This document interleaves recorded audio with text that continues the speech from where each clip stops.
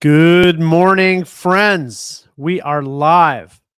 I'm coming to you from my offices in Los Angeles on a chilly Wednesday morning. I hope you're doing great. Um, Today's topic is asylum, delayed asylum applications. If you have an asylum application that's delayed, what do you do about this? How do you handle it? What are the solutions and steps that you can take to get a decision on your asylum case at long last? If you don't know me, I'm Josh Goldstein. I'm an immigration lawyer who truly cares about you and helping you reach your immigration goals. And there's nothing that's more important to me than helping asylum seekers. If you've been waiting for your asylum application for months and years, you're probably frustrated. You're probably wondering, what can you do? And today we're going to break it down for you. In the comments below, I want you to tell me where you're located. Where are you right now? I always get a kick out of seeing that. After my presentation, I'm going to answer some questions from people. So if you put your questions in here, I would love to see it. So, before you get to what you can do if your asylum application is delayed, let me just mention a few things about asylum in general. First, I always mention this to people. There is a 1-year deadline. If you come to the US, Spokane, Washington, thank you, Robert. If you come to the US, you must apply for asylum within 1 year of arriving. Okay, 1 year. That's all you've got. There are some exceptions to that, but your life will be easier if you file them before the 1 year. Secondly, once you apply for asylum, you should know that it's going to take time. Okay, and that's what we're going to talk about today. You should also know that when you apply for asylum, you can also apply for a work permit. You can do that. Now, what do you do about the delay? If you ask your immigration lawyer, or you ask me, how long is it going to take to get a decision on an application for asylum? The answer is that we don't know. We really don't. My guess is that the application for asylum could take years at this point, many years, several years, far longer than it should take. And that can be so hard because if you have family that are outside the US, you have children or a spouse who's outside the US, what do you do in that situation? You're stuck waiting for a decision on your asylum application. What can you do? Well, the written topic here is, can I fast track my pending application for asylum? Let me explain what that means. There's nothing you can do to fast track your application for asylum per se, but there are things that you can do. You have to keep in mind that USCIS has a mandatory legal obligation to make a final decision on your asylum application and on all other immigration cases within a reasonable period of time. A reasonable period of time. Now, what is a reasonable period of time? We can all disagree on what that means. Pardon me one second. Pardon me one second. We can disagree on what a reasonable period of time would be to take a decision on an immigration case. You might think 6 months is too long, or 4 months is too long, or 5 months is too long. Is a year, 2 years, 3 years? What does it take to make something unreasonable? Well, we can debate that, but what you have to know is that USCIS has a mandatory legal obligation to make a decision on these cases within a reasonable period of time. What do you do when that doesn't happen? If you filed your application for asylum and a couple of years have gone by and you just don't have any decision on your asylum case, what do you do? Well, what you should do, what you need to know is that if USCIS fails to take action on your case within a reasonable period of time, then you can sue them. And that's what we do. We go to court, we file a lawsuit against USCIS. We sue them in court. And once we sue them, well, the basis of our lawsuit is that they have failed to fulfill their duty. Keep in mind, you submit your asylum application. You fill out all the forms, you submitted all your documents, you did your fingerprints, you did everything that was asked of you. What they haven't done is they haven't done their job. Their job is supposed to be to take action on your case, and they haven't done that. And when they don't do that, you can sue them and you can ask a court to force them to make a decision on their case. Um, I want to stop for a moment because I got a really good question on TikTok from Sammy. He says he filed his I-730 in 2017, and up to now, he didn't get your answer. Sammy, if you're listening to me, I want you to contact me because we know exactly how to help you. Exactly. Let me explain what I mean. There's another type of asylum case that often gets delayed, and that is the I-730. So let's say that you get approved for asylum or you come here as a refugee. You can apply to bring your children and your spouse to the US. You can petition for them. And you can do that by filing a form called an I-730, like Sammy did. And if you file the I-730, that application has a tendency to get stuck in the system. It gets delayed. It's not doesn't get processed within a reasonable period of time. And when that happens, you can file a lawsuit. So Sammy, if you filed your I-730 in 2017, we can help you and we would love to help you. So I hope you do contact us. Once we file the lawsuit, then what we hope to get out of the lawsuit is that the immigration system works the way it's supposed to work, which is to say, they review your application, they process it, and they make a decision on your case. Notice I didn't say approval because you're not guaranteed to be approved. You don't have a legal right to approval. You have a legal right to a decision. If you don't deserve to be approved, you're not going to be approved. It's as simple as that. But if you deserve to get approved and your case has merit and your case is stuck for reasons that are just, you don't even know why, then we can help you. So the real solution to a pending asylum application is to make sure you apply within 1 year, to know that USCIS has a mandatory legal obligation to make a decision within a reasonable period of time. And if they don't do that, you should know that there's help. You don't have to wait in silence, and you don't have to take their lies and their nonsense where they tell you, oh, just keep waiting. Your case is under review. There's a background check. There's a this, there's a that. None of that makes sense. We can help you. We'd love to help you. And that's what I have to say on this. Now, I'd love to take questions. If you have a question about asylum applications or anything else, please, please, please let me know. I'm going to take this question from Abdullah Radim. You posted the question many, many times. I'm going to take the question now. He says, we are F4 candidates. The USCIS sends us a case creation for you. We submitted all our documents. After that, the visa bulletin has not changed for 21 days since Corolla. Unfortunately, that's why our priority date is not current. We are getting aged out and there's no movement. We will not get CSB. Please do something for us. Okay, so there are many, many, many types of delayed immigration cases that I can help with. But there's one type of immigration case. Well, there are several types of immigration cases that I can't help with. And one is when the delay is caused by the visa bulletin. If you're an F4 applicant, the visa bulletin is not breaking in your favor. It's going to take a really long time for you to become current and to be in a situation where you're approvable. And if that's the situation, there's nothing I can do about that. I can't sue the State Department to get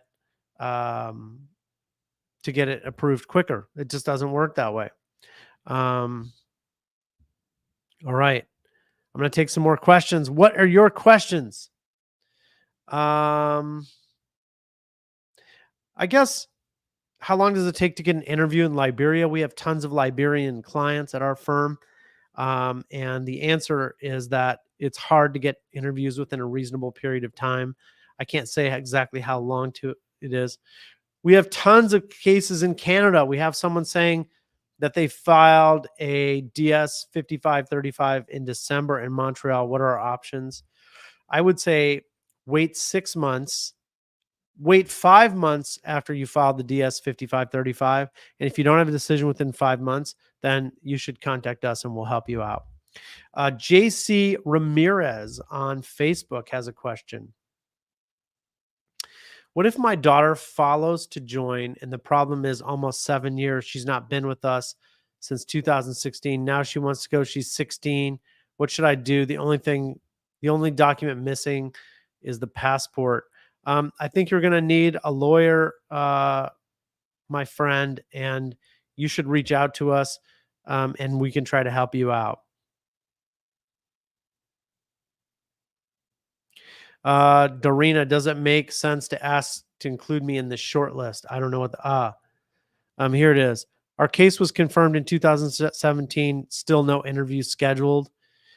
You should reach out to us. We can help. So I'm getting a lot of questions where people are stuck and they don't have an interview yet. And let me explain what you can do to fix that.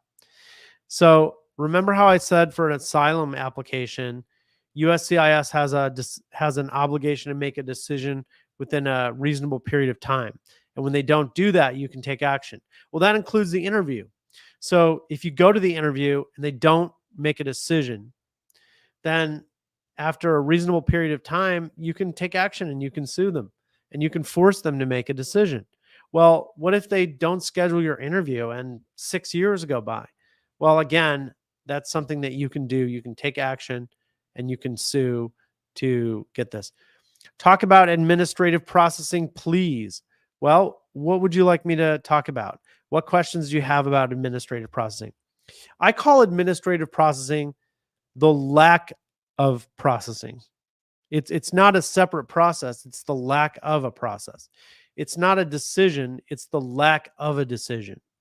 So basically what happens is you go to your visa interview, great. You answer all their questions, fantastic.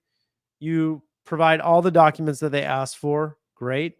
And then what happens is they say nothing. They say your case is in administrative processing. They say your case is refused. They use these terms to put you on hold, to avoid making a final decision, and they string you along. And most cases, no one should have to wait more than 2 months to get a decision on their immigration case. If cases take 4 or 5 months, then you should reach out to us and we can help you out. But nobody should have to wait that long. No way.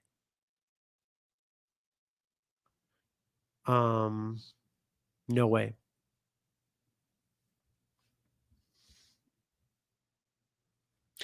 All right. Let me know what questions you have.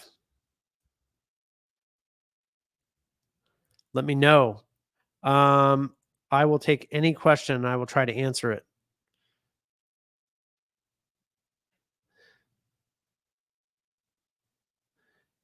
Here is someone who says, Bakur Mansouri. Hi, Josh. We have only 20 days to answer an RFE. We should have a few days left to answer at least. Okay. I'm not sure what your question is, but you have to make sure that if you're filing a response to a request for evidence, it's time sensitive. So if you have only a few days left to answer, you have to make sure that USCIS receives your request for evidence before the expiration date. Okay. And you don't want to apply and they receive your answer on or after the date that it's due. You want to make sure that it's received well in advance of the due date, because if you don't submit a timely response to your request for evidence, then what happens is it goes sideways. Then the whole case becomes about, did you submit the response in time? Here's Andrea Del Barco. What does it take to apply for advanced parole to fly to see a mother for 2 weeks, waiting for a U visa, having DA? I'm not sure what your question is. Um, Advanced parole is gives you the ability to travel while your case is pending, but you have to be very careful because if you don't know what you're doing, you could apply for and get advanced parole, and then you could leave the US and you might not be able to come back. Okay. So you have to make sure that your case is carefully vetted. We don't advise people to apply for advanced parole or to travel on advanced parole unless we very carefully review their case. We make sure they're in good shape. Um,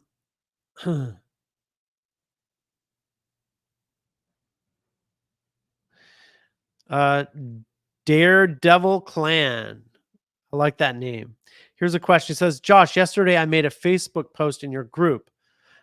By the way, we have a group on Facebook for visa delay cases, and we have more than 15,000 members. So there are strengthened numbers, and if you have uh, if you have a delayed immigration case, you can join our group for free, and you can share your story in there and see what other people have to say. And there's strength in numbers. He says, his father's date of birth was different in his old passports. I'll keep you updated as soon as something happens. Um, can you share a story of someone in a similar situation of us who eventually got their visas? Well, I'm not really sure exactly what your story is or what happened in your case, but I think what's going on is you submitted an old passport that had a different date of birth, and anytime there's a discrepancy in the um, in the documents, I think you want to make sure that um, that you're you want to make sure that you're providing all the information. And if your cases if you have two different documents, then it could be a situation where they think that your paperwork is not in order, it's not correct, and sometimes it's just a clerical error. And I think you just want to trust the process and see how things go. I really can't think of another case I've had exactly like this. Um, Here's a question from TikTok. Hey, Joshua, how long does it take to get an approved spouse visa after the interview? Your spouse should be able to get approved right after the interview. It should take more than 60 days. So I don't know why it would take longer than that. Can you have an F1 work permit and a U visa work permit at the same time? Well, yes, you can. You can have more than one work permit at the same time. But I guess my question for you is, why would you need more than one work permit? Maybe there's something I'm missing here. I don't understand why someone would need more than one work permit. If you have a work permit, then you have a work permit. You don't need three work permits or four work permits or two work permits. Maybe you have one too many. Here's a good question on TikTok. I did my second interview for my marriage brace green card 2 years ago, and I still didn't get an answer. Okay. Now, I don't know the details of your case, of course, but I do have some things I'd like to share with you about that. So, if you did a second marriage based green card interview, this is highly unusual. Most people don't need a second interview. Most people don't even, Many people don't even have one marriage based green card interview at this point because you can get waivers for those interviews. But if you had not one interview, but you had a second interview, that could mean that USCIS is investigating you for fraud. That's right, for fraud. That means they could be looking at your case and wondering whether your case is fraudulent. And if that's the case, you have a problem. And if you've been put on hold for 2 years and you still didn't get an answer, then unfortunately, I'm worried about your case. I think that something is not in order. You should consider doing a lawsuit. But if I were meeting with you, I'd want to know a lot more about your marriage relationship. Do you actually live with your spouse? Is your is your marriage relationship good? Are the two of you together? What is going on? because I think that's the question that USCIS is probably asking as well. Here's a question. It's been 8 months after my husband went through his visa interview, still pending. You need to contact us and do a lawsuit. What other questions do you have? Let me know in the comments below. I would love to answer your questions. Someone just sent me a rose. I typically go live also on Instagram, but there was a technical glitch, so I'm going to go live on my phone later. Um, I got approval for asylum. Should I update my social security? Yes. Here's a question. My wife and I live together. He says lived together. We just had a baby in December. How likely will I get approved? Well, do you live together now? Um, do you live together now? If you don't live together, then what's your living arrangement? That's what I would say. Here's Bakur Mansouri. Very important question. We got married in India. The Indian marriage certificate was not uploaded by our lawyer the first time with USCIS. After the embassy interview, my case was returned to USCIS again, and now they are asking for government documents to show that our marriage is legal. Should I submit the Indian marriage certificate? It's legal. Will it solve the problem? They said that the Indian law should spend 30 days for. Um, that is a tough question. It's hard for me to answer your question without reviewing your case more carefully. I'd like to review all the legal documents. The issue in your case is whether your marriage is legal in India, right? Whether it's legal. And so I'd want to check to see what it is about your marriage. Normally, proving that a marriage is legal is easy. You just submit the marriage certificate. So I wonder what happened here. Maybe your marriage certificate is not the correct form that they're looking for. Maybe there's something about your case that um, that is challenging. Here's someone who put a question that says, "You're handling my family's two cases and you're doing a good job." Thank you. I like that person a lot. That's really cool. Um, Waiting for my green card interview approved more than 2 years. Last updates scheduled. Um, keep your questions coming. I'll try to answer them all. I don't know if I can answer your questions, but I can try. A lot of times people have questions that really, to give you a good answer, I would need to review everything. Someone said, "Hi, Joseph. My name is Josh, but that's okay. I've been called worse. I get my work permit and Social Security 1 year now. I didn't get my green card. Okay, I'm sorry to hear that. I'd like to know more about that." Here's a good question.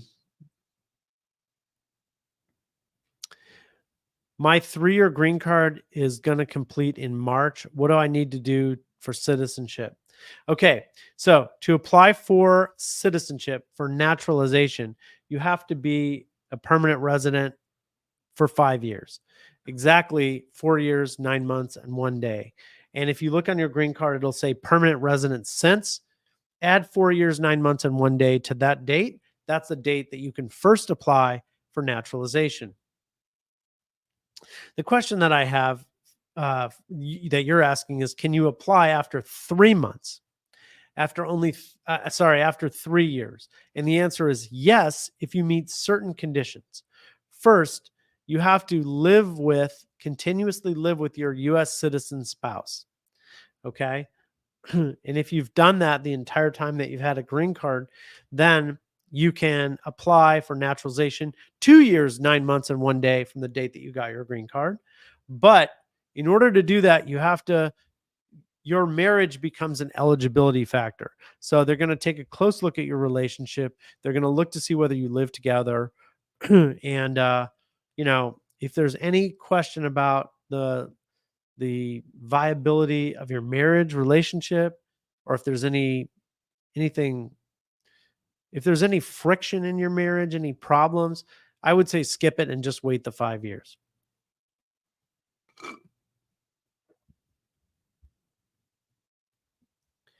Um, all right, let's take some more questions. What questions do you have? Let me know in the comments below. I would love to help you out. Let me know, let me know, let me know.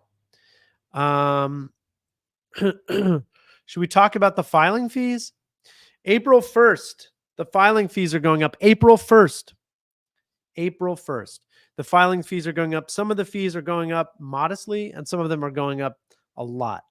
But no one has to worry about these filing fees until April 1st. April 1st is the first day that the fees go into effect. So if you need to file an application for a green card, citizenship, or other immigration benefits, all you have to do to avoid the filing fees is put your case together and file it before April 1st. So you can contact us. You can hire us and we can put your case together before April 1st.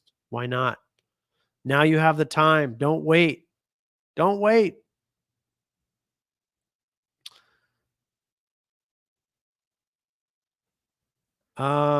Keep your questions coming. I'd love to hear your questions. What does it cost to apply for asylum? There is no fee for an asylum application. There's no USCIS government filing fee for asylum. Here's someone says, I'm going back home to Honduras for my interview. I have my waiver approved. That's awesome, Karina. Good luck with that. Let me know if I can help you. I want to see you get your green card and come back and live the life that you should live and you deserve. Um, so a couple other questions I had. People sometimes say, "Well, where's your office located?" We help people in all 50 states and around the world, regardless of where you're located. We can help you. We have offices in Boston and Los Angeles, but we interact with clients using video conferencing and by phone. So no matter where you are, we can help you out.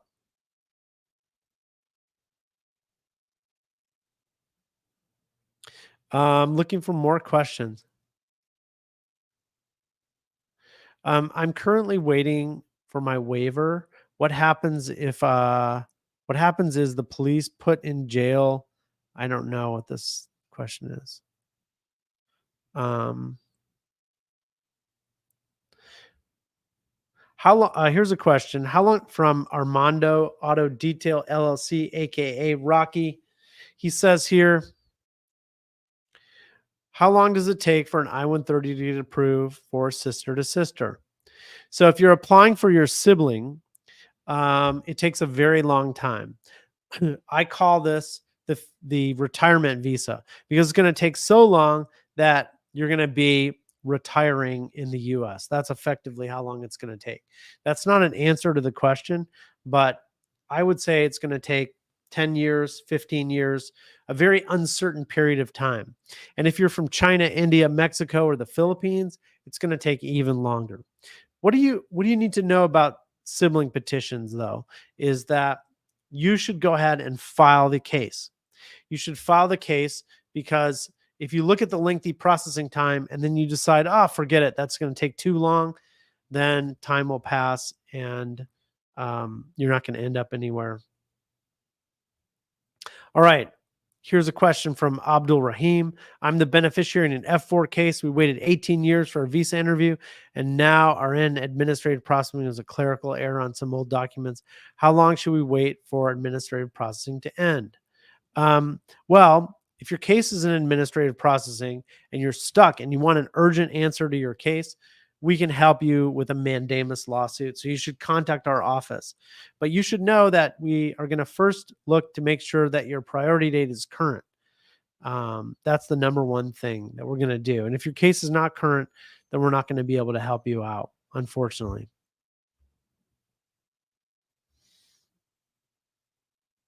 Um, Here's somebody named on TikTok named Selly who says, Uh, Hi, Josh. My husband went to his interview at the embassy. They updated his case 2 times with refused. What you need to know is refused means that it's pending. Refused is not a denial. It's not anything. It's not a decision. It's nothing. It just means that your case is in administrative processing. So, if I call up and if I went to a coffee shop and I said I'd like a cappuccino, and the person at the store at the shop says I refuse, your case, I'm going to refuse you, then that means I'm not going to get a cappuccino. So it's very confusing to people when I tell them that refused means pending, but that's the way it works.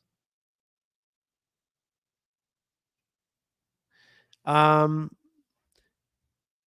Here is a question from Zahid Raquel. My interview is good. My officer gave me 221G white paper because I didn't have my fiance original divorce decree. I'm not sure what questions you have, but let me know. Let me know.